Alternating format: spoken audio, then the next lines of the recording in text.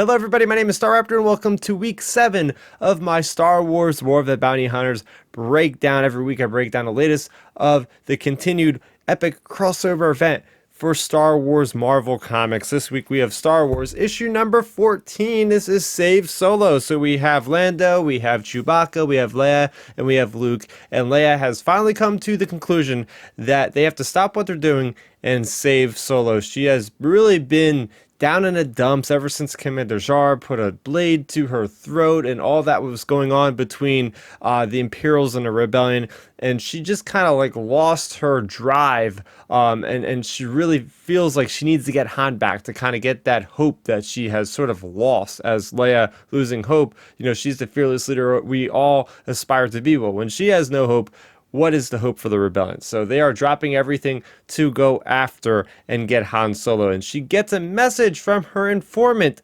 none other than Amilyn Holdo. Yes, Vice Admiral Holdo herself that we see in Last Jedi. In the days of the rebellion, she is actually part of some crime syndicates undercover to kind of get these supply chains going for the rebellion. So I thought that was such a cool touch for Charles Soule to bring back a character from the sequel trilogy to flesh her out more in the rebellion. So she is the one that tells Leia that, hey, look, Boba Fett actually doesn't have Han Solo anymore. It's the Crimson Dawn. And that gets quite a rise out of Chewbacca because the Crimson Dawn has been gone for years, as we learn in War of the Bounty Hunters, issue number 1. And he's just not all about this because we see him in Solo Star Wars story, how he loses his best friend. They get separated, right? They get separated from Kira, and it's bad blood. So not good there. They need somebody to help them get into this invitation that we know goes out, and they Amilyn Holden is able to get them that invitation location, I should say, on Jakara. And well, they have to take Lando along. We know Lando has not been in the best kind of spot for the rebellion because he's the one that kind of got Han and Carbonite to begin with, not really by chance, but he was kind of conned out by Darth Vader and he was going to die if he didn't do it, basically. So there's a little bit bad blood, so they have to come to grips, say, hey, Lando, Han was your friend, can you help us out? And he agrees to help him out. So they go into Falcon. Luke goes his own way. He's going to help out Starlight Squadron with Wedge. So you have Lando, you have Chewie, you have Lobot, and you have Leia. So Lobot and Lando, they have a little bit of a thing that's going on between them and the talkie droid because Bib Fortuna calls up Lando for like the second or third time. Lando's basically in debt, in a sense, to Bib Fortuna and Jabba, and he owes them. He made a deal that he would basically give them information that they wanted, and he hasn't really followed up on them yet, and Bib is saying this is like your last chance.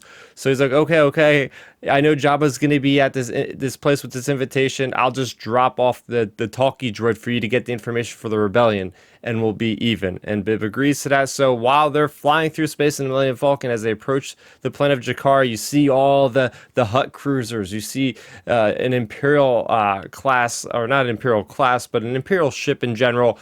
Everybody in the galaxy that is a big shot is going to Jakar, as we found out, to bid basically for Han Solo and Carbonite. So they drop off the talkie droid. They jettison him out of the gunwale. And Leia has no idea about this. Chewbacca has no idea about this. And that would really be a bad spot for the rebellion if this droid got into Jabba's hands, because then he could just sell this information off to whoever, the Empire, you know what I mean?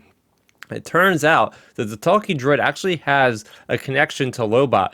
And the talkie droid can actually make Lobot come back to his true self, which we know bad things happen in the Lando comic miniseries where he's not his true self, as we see in Empire Strikes Back. So now there's this tug and pull between, Lando's saying, we have to get this droid back, but Leia can't know what we're doing. And they're also trying to get Han back. So he has to put that on the back burner. They go towards the planet, and next thing you know, a black sun, yes, a black sun vessel jumps out of hyperspace so close to them that they basically scrape up against this black sun ship that just entered from hyperspace. They aren't happy, obviously, the Black Sun, that they just got their hull damaged, and they send out a bunch of their own fighters after the Millennium Falcon.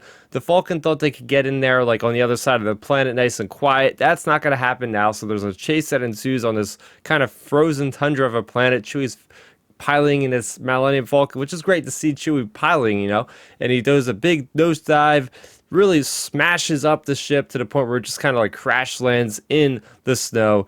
And, well, you have Lobot, you have Lando, you have Leia, they got to go out there. You have Chewie. They got to go and make a long walk all the way to the location, which they can see. They can see the ship in the horizon. That's where they have to go. But as Leia says, there's going to be a lot of smugglers in the way. There's going to be a lot of people that are going to try to go for the same target. So this will not be easy. And that's basically how this issue ends.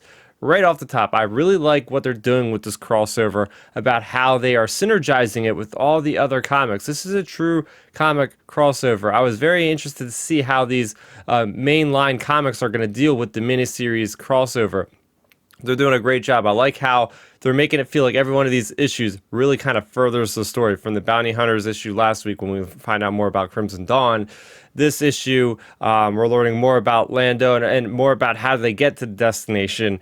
But I like how it's not an actual arc. There's not like, oh, this is a new arc that Star Wars is doing that is intertwining with parts of the crossover. No, it's literally each issue is kind of its own little cog in the story. As we see Save Solo, that's the one kind of story that we're getting in this issue. It tells that story, how they get from point A to point B. Now, next week we have the Darth Vader issue. That's going to talk a lot about IGN versus Darth Vader, or IG-88 versus Darth Vader. Can you tell I've been using that website a lot with E3? Yeah. But yes, going back to certain moments in this actual issue, I really like seeing like things coming up from the past, like Leia still being shocked of what Commander Zara did and how the communications infiltration of the Empire with the rebel cells really just put a number on her. Like the Empire Strikes Back is a huge blow to not only Leia but the entire rebellion. Seeing Black Sun arrive, I think, is the biggest thing for me out of this issue, because I'm pulling more and more for Prince Xizor to make his triumphant return in Star Wars canon. I got to see that happen. If there's any better story to do it in, it's got to be this one. Seeing that push and pull between Lando, especially now that he has Lobot dangled in front of him, like he could actually save his friend.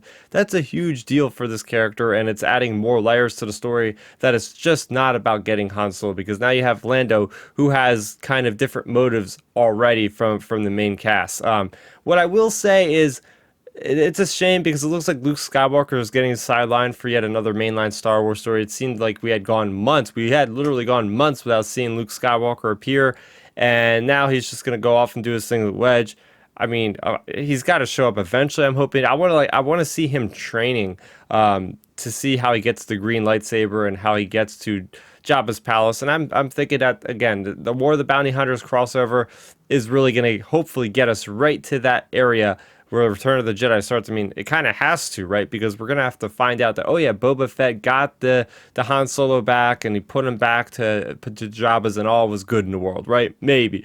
Who knows? But all I know is I'm really enjoying War of the Bounty Hunters. The crossover is really hitting me quite well right now, as far as like, hey, this is significant. This is a big moment in Star Wars comics that we haven't quite had to this level, this caliber yet.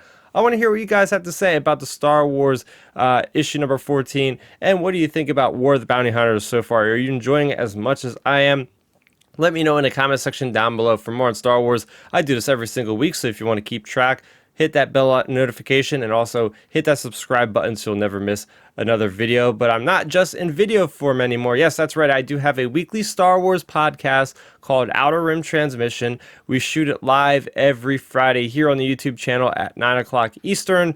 And then it does upload the following Monday on whatever podcast services you prefer, whether it be Spotify or Google Podcasts or Apple Podcasts or Stitcher and anything everywhere in between. Make sure you go ahead and subscribe to that feed as well, and do leave a comment on whatever platform you're doing. Whatever feedback would help us bump up, higher up in the charts for more people to see our podcast there. So that's gonna do it for me, Starrapter. Thank you so much for watching, and may the Force be with you always. Thanks for checking out the video. Please hit that thumbs up symbol. It helps me know that I'm making content that you guys enjoy. And if you enjoyed this video, I also include 2 videos down below you guys should check out. And please consider subscribing to this channel. It helps support me, and it notifies you guys of when I get new videos up on the channel. You can also contact me on Twitter, Facebook, and Instagram at Starrapter.